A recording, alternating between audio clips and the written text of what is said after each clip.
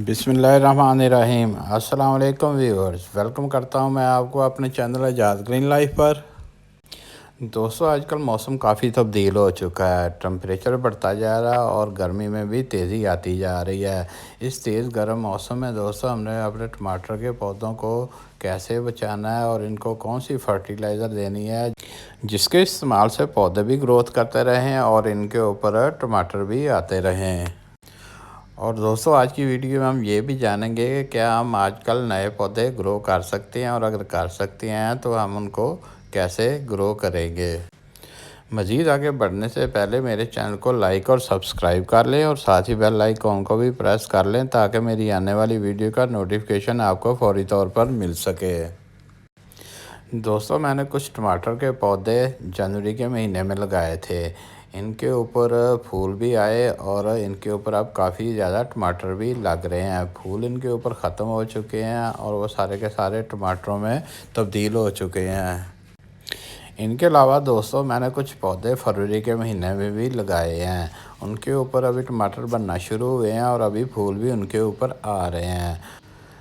गर्मियों में टमाटर के पौधों के लिए जो हम फर्टिलाइज़र तैयार करेंगे दोस्तों, उससे ना सिर्फ टमाटर के पहले पौधों के ऊपर जो टमाटर तैयार हो चुके हैं वो ना सिर्फ जूसी होंगे बल्कि उनका साइज़ भी बढ़ता रहेगा।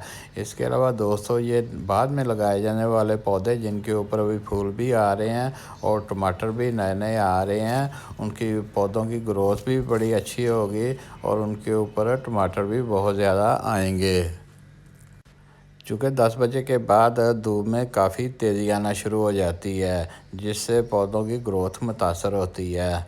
तो इसी तरह दोस्तों, ये टमाटर के पौधों के पत्ते जो हैं फिर वो झुलसना शुरू हो जाते हैं और जो टमाटर हमारे पौधों के ऊपर मुकम्मल हो चुके हैं, इनकी ग्रोथ में भी फ़र्क पड़ना शुरू हो जाता है। तो इसलिए दोस्तों, आपने कोशिश करनी है कि आपने इन गमलों को उठा के उस प्लेस पे रखना है जहाँ पे शेड हो। अगर इनको शेडी एरिया में रखेंगे तो टमाटर जो है वो बहुत ही जूसी भी होंगे और इनका कलर जो है वो भी बहुत खूबसूरत आएगा और इसमें मिनरल्स और न्यूट्रिएंट्स जो बनेंगे वो भी बेहतरीन होंगे। दोस्तों, पहले हम बात कर लेते हैं क्या आजकल हम नए पौधे ग्रो कर सकते हैं, लगा सकते हैं, क्या ये बढ़ेंगे, इनके ऊपर टमाटर भी आएंगे। तो दोस्तों, ये बहुत ही मुश्किल काम है। आजकल जो है वो गर्मी बहुत ज़्यादा हो चुकी है तो आजकल टमाटर का सीड जो है ग्रो करना काफ़ी मुश्किल है। अगर ग्रो हो भी जाए तो इसके ऊपर फूलों का आना और टमाटर लगना काफ़ी मेहनत का काम है। लेकिन दोस्तों, ये मैं बता देता हूँ, ये मेरे एक्सपीरियंस की बात है कि आप पौधे भी ग्रो कर सकते हैं और उनके ऊपर फूल भी आएंगे और उनके ऊपर टमाटर भी लगेंगे। लेकिन दोस्तों, उनको कुछ एनवायरनमेंट ऐसी आपने देनी है जिसमें वो तेज़ गर्मी से बचे रहें। इसके लिए दोस्तों, आपने जिन पॉट्स में टमाटर के पौधे लगाने हैं, आपने ये कोशिश करनी है कि 10 बजे के बाद वाली धूप जो है उनके ऊपर बिल्कुल ना आए। 10 बजे से पहले पहले वाली धूप जो है उसमें इतनी तेज़ी नहीं होती कि वो पौधों को जला सकें। इसलिए दोस्तों, आपने 10 बजे से पहले पहले वाली जो धूप है वो पौधों को देनी है। इसके बाद जो है अपने कम से कम 4 बजे तक जो है वो अपने पौधों को तेज़ धूप से बचा के रखना है। यानी आप या तो इनको शेडी एरिया में रख लें या उस पोजीशन में रखें कि सुबह 10 बजे से लेकर शाम 4 बजे तक इनके ऊपर बिल्कुल धूप ना आए। तो दोस्तों, अगर ऐसी पोजीशन में आप पौधों को रखेंगे तो आपके पौधे बेहतरीन तरीके से ग्रो करेंगे और उनके ऊपर टमाटर भी आएंगे।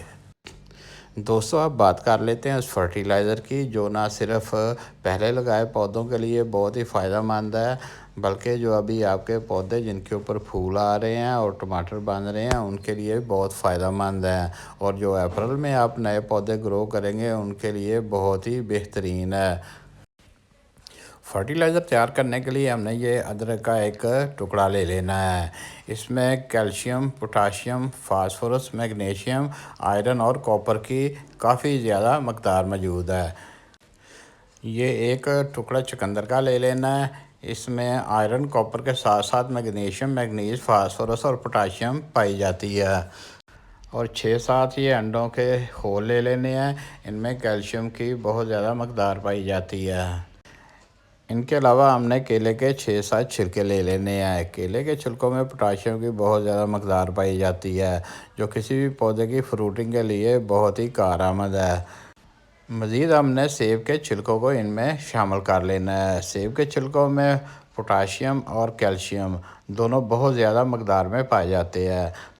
दोस्तों, इन सारी चीज़ों को शामिल करके हम जो फर्टिलाइज़र तैयार करेंगे वो गर्मियों में तमाम पौधों के लिए बहुत ही फ़ायदेमंद है।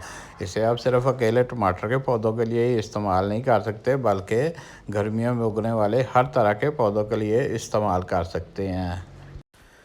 चुकंदर के पीस को हमने कुछ इस तरह छोटे छोटे टुकड़ों में काट लेना है और फिर हमने इनको किसी बाउल में 1 लीटर पानी लेना है तो उनमें शामिल करते जाएंगे। इसी तरह हमने अदरक को भी छोटे छोटे पीसेस में कट कर लेना और इनको भी हमने पानी में शामिल कर देना है। एग शेल्स को भी हमने बारीक बारीक कर लेना और इनको भी पानी में शामिल कर देना है। केले और सेब के छिलकों को भी पानी में शामिल कर देना है। तो फिर इन सबको अच्छी तरह इनमें मिक्स करके तो 24 घंटों के लिए दोस्तों हमने इनको रख देना है।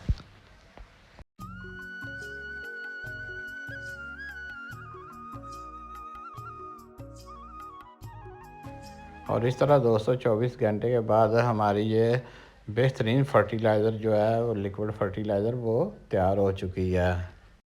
छिलकों में जितने भी मिनरल और न्यूट्रंट्स है वो 24 घंटों में पानी में हल हो चुके हैं और अब ये खाद गर्मियों में हमारे पौधों के लिए बहुत ही फ़ायदेमंद होगी। अब इस फर्टिलाइज़र को कैसे इस्तेमाल करना है, इसके लिए हम अपने टॉप रूफ गार्डन में चलते हैं जहाँ टमाटर के पौधों में इसे इस्तेमाल करेंगे। पौधों में इस्तेमाल करने से पहले हमने एक दफ़ा दोबारा इसको अच्छी तरह मिक्स कर लेना है।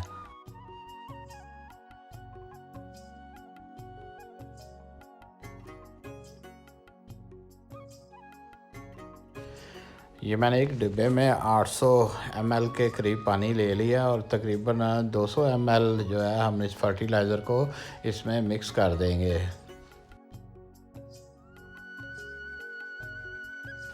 और इस तरह दोस्तों पौधों में डालने के लिए हमारी फर्टिलाइज़र तैयार है।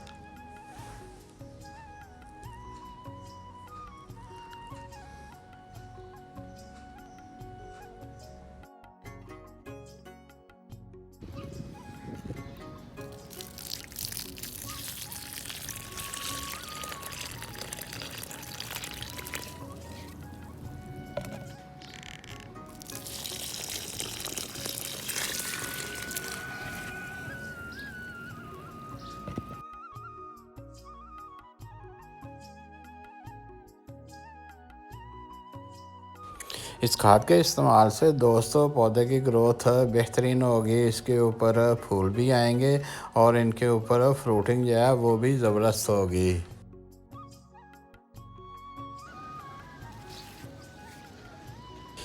उम्मीद है दोस्तों आज की वीडियो आपके लिए बहुत ही फ़ायदेमंद साबित होगी। जो मेरे चैनल पे नए हैं वो इसको लाइक और सब्सक्राइब कर लें और साथ ही बेल आइकॉन को भी प्रेस कर लें ताकि मेरी आने वाली वीडियो का नोटिफिकेशन आपको फ़ौरी तौर पर मिल सके। मिलेंगे नेक्स्ट वीडियो में। ओके, अल्लाह हाफिज़।